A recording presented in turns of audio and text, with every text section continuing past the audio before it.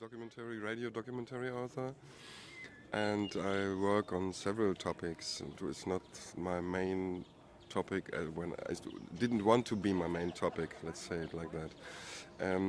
But it got one of my main topics, this refugee issues, because I worked as a political activist also long years, since the 80s we can say, or the 90s in Germany on this topic, because in the 90s Germany closed the borders and there was a small possibility for refugees to come inside. And they invented in Germany, the government, this type of policy we now have in Europe, because the European policy, as we know, is always developed on the basis of national politics.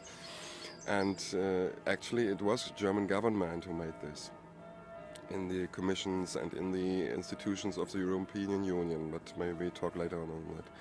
And I live in Sicily since almost 10 years, and even, being in the border, closer to the border, the topic comes also nearer to you. Because my first idea of doing a documentary on this topic was in 2004, when we had this Cap Anamur incident in the Mediterranean. This German ship of a humanitarian organization who helps people in need in different third world countries, and then this ship was on the way to bring some logistical stuff to some countries in the Arabic region. And on its way it found this boat with 37 refugees drowning, and they saved them, and they were near to Lampedusa. So they called Lampedusa and said, we want to bring them on the land. And Lampedusa said, no, you have to bring them to Malta. And then they went to Malta, and Malta said, no, you cannot go here because the nearest port was Lampedusa, so you have to bring them there. And then they got stalled. They went where they were staying there for almost 3 weeks, or more than 3 weeks, in the international waters without any country accepting these refugees. And that's got a big media issue also, this topic. And I lived that in Sicily, and the Sicilian news, as the ship was in Sicilian waters, so to say, was covering it the whole day.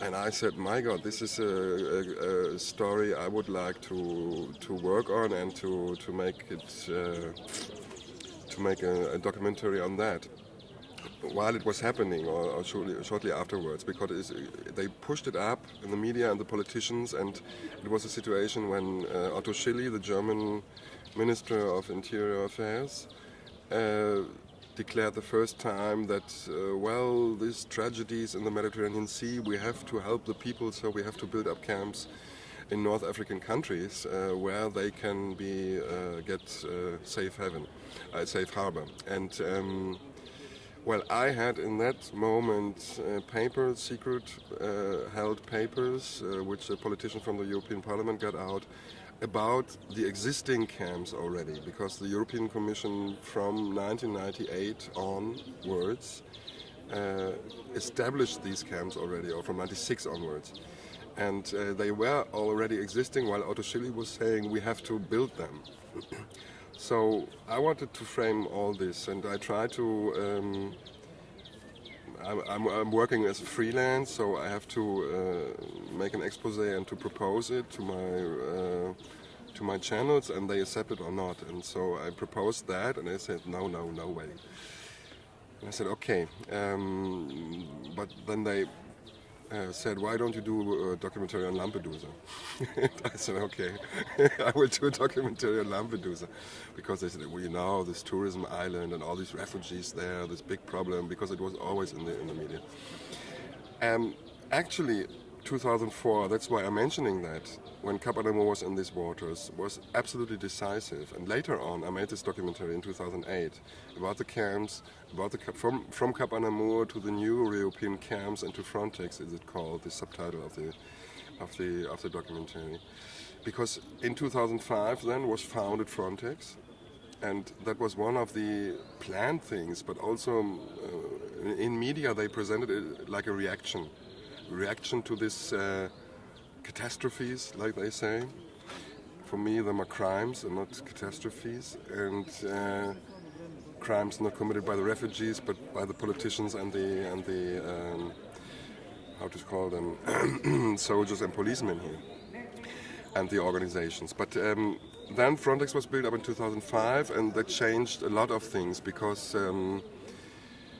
it was the beginning of a situation we now can see much clearer, because in the beginning it was not so clear, but now we get aware that it is a kind of border control and surveillance army, we can say, because it's not only a police force, it's actually a kind of in-between, something like a military police force, which has now its own budget control, its own equipment. They can, from the beginning of this year, they can buy themselves equipment.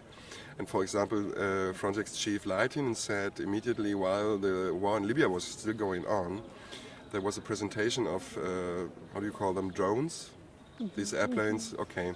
There was a fair, a military fair in Greece, and all these governments were there, or experts, like they call them, who work in the sector, and Leitinen was also there, and he announced after this fair, well, Frontex will buy some drones, because we see now in the Libya war that drones are really effective. And that will be the next step. They didn't do it so far, but they will buy drones and they will use them to combat illegal immigration, as they tell it. I mean, if till 2 years ago we can say we always talked about a war going on, and it was a little bit abstract for many people, because you can't get images of this war. It's really difficult. We have some, but very little. You have testimonies of the people who live these situations. Now it is absolutely clear for everybody that it is a war, because it's a military force who is acting with military equipment against people who are not armed, against unarmed people who are in their eyes committing a crime because they go crossing the borders without a visa. And that is the only question I have. Why do we combat people who are in need to go into another country?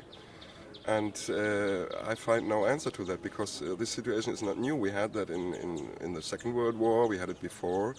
We have always, when we have wars and catastrophes and basic needs not satisfied, we have people who move, who try to get better situations for their living, or who try to bring their lives in shelter.